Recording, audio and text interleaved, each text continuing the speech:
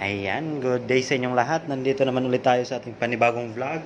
Sa videong ito, papakita ko sa inyo, meron tayong Smart Tank 515 na paper jam daw. So, tingnan natin kung paper jam ba talaga. So, ngayon wala siyang error. Baka mayroong nabara sa ilalim. Pakita natin kung paano natin ayusin. Alright, testing natin.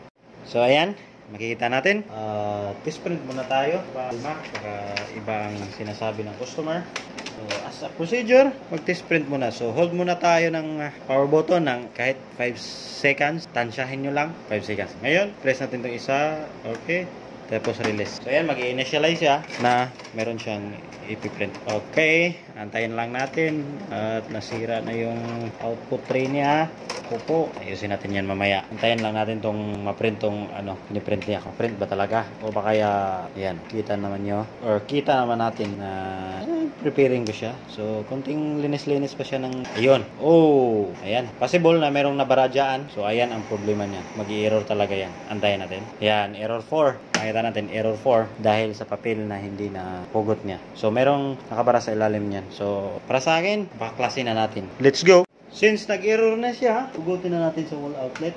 Error na eh. So, buksan na natin sa ilalim. Ayan, pag simple lang. Same procedure, 4 na screw dito, left and right, top ba yun? Ayan. Alam niyo naman yung paano buksan, di makalimutan. Diyan, smart tank. Kapag bukas, enter. 4 na screw. Tapos iangat. Tapos huwag mong diretsuin dahil meron pa mga flex cable ilalim. Yan, flex cable. Tapos na mabuksan at bumalik na pala. Na-repair ko na pala to dito. Kasi meron na tayong dito. Meron na siyang part number. Okay, di bale. Anyway, na-repair na natin to. So, ngayon bumalik naman siya. Ating buksan. And then, since yung papel hindi makalabas, meron nakabara dyan sa ilalim. Diyan na natin target. Right, bukas, tanggalin muna natin itong mga spirals, wire, balls, cable, everything, and then unscrew the motherboard. Right, so up, move this one. Oh, dito na yun, mainboard niya. So, bakit nga natin tinanggal to? Dahil tatanggalin natin to, hindi siya matatanggal ito dahil sa mainboard. Ngayon, tamang carriage board, carriage lay. 3 screw lang naman din. Yung 3 screw, tatanggalin, ilagay sa lagayan. And then, remove natin ang moment screw. Choose. So ngayon, problema, wala kang barado. Hindi lang talaga makakapas ang papel. Bakit kaya? Ayan, find out natin. Bakit siya wala namang papel, wala namang kabara. Ayan, wala. Bakit siya hindi mahilan niya? So, probable cause, itong gear wall. Kasi hindi niya maikot palabas. Yan po ang probable. So, ngayon, linisan ko muna itong printer. Makita ko mamaya. Alright. So, ayan, nalagay na ito. Sa ilalim, gawin flex cable. Cables, peripheral, para running tooth. Gagana na siya. Alright. Then, ito naman yung blue latch. Tawag. Atin, balik. Atin, ayan. Cover. Okay. So, ayan, ready for power up na. Ng tuko dito. Monitor natin ilalim. Okay. So, ready na niyang power on. Ngayon, ilagay natin sa wall outlet. Ayan. Iko naman siya. Ilagyan ko lang ng tuko dahil check ko sa ilalim kung talaga bang tawag dito niya mahila. Okay. Ang ginawa ko lang is nilinis-linis lang kunti. Wala talagang ginalaw dyan. Chinek ko lang mayroon bang nakabara. Wala naman. Wala nakabara. Then, yung roller niya, natin. Yung roller mismo ng input tray ay yung rubber mismo, pag hila ng papel siya in charge doon. Nilinisan ko lang ng tubig. Kumbaga, tinanggal lang yung dumi, alikabok. So, kasi malikabok. So, kung merong alikabok yung rubber, madulas yung rubber dun sa papel, hindi niya ma-perfect hila. Okay. And then, off muna natin 5. So, testing natin ng mag-print. So, 5 segundo. Mataas na yun. Tapos, pinitin yung isa. Timing. Okay. And then, release. Timing. Kuha natin. Timingan din. So, konting linis pa siya ng print head. Saka siya mag-initiate ng printing. So, antayin natin. Right, ganun pa rin. Duda ako na yun, yung gear wall. Hanap muna ako ng gear wall. Palitan ko mo. Right. So, ayan. Ito na yung gear wall niya. Anong gagawin ko dito is double check natin dun meron. Na-repair ko na pala ito. Yan, na-repair ko na to. Ito. So, probable cause itong assembly na to ang sira. Bakit? Hindi ko alam kung bakit So, ang ating next nga gagawin is palitan to ng bago. Hanap muna ako. Right, hugot na natin. So, palitan natin. Okay. So, ayan guys. So, natanggal na natin. Nakita na natin yung problema. At ang problema niya is very small lang. Nakita ko yung problema niya. Dito banda. Ito ang gear wall assembly na pakita natin. Focus natin. Tanggalin ko muna tong gear na to para makita nyo. Ayan. So, ayan. Natanggal na natin. I-remove muna natin tong spring. Yun. Buti nga hindi tumalsik. At yan, natanggal na natin to. Ito.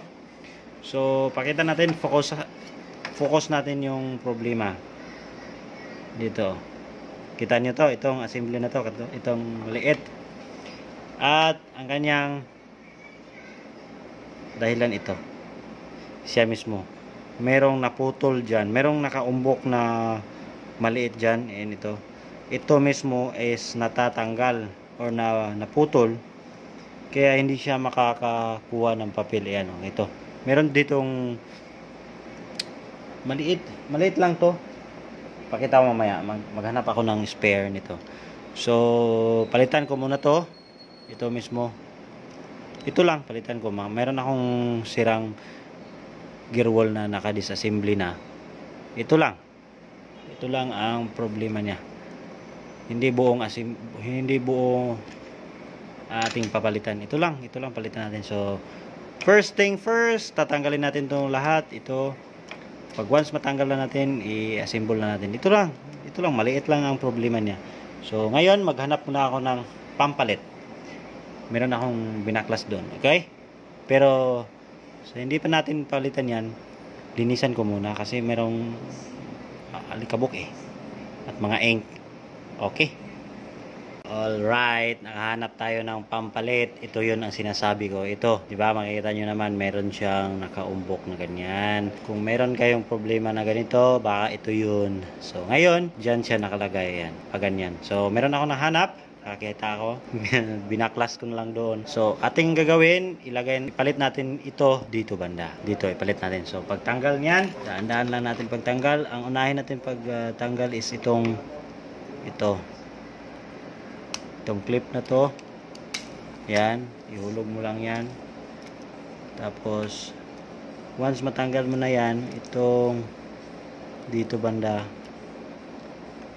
iangat nyo lang. Meron kasing yan, para ma-remove to.